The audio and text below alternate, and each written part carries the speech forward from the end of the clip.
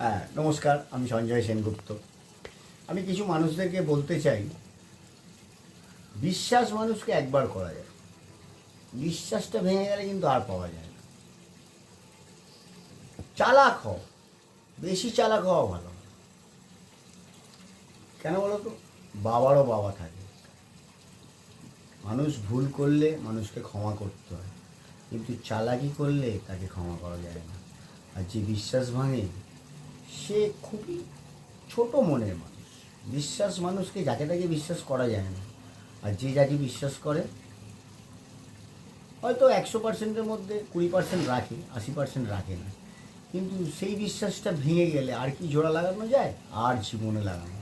সে যদি আমার পায়েও ধরে, আমার যদি এক গলা জলেও নেমে যায়, সেই বিশ্বাসটা আর পাবে না।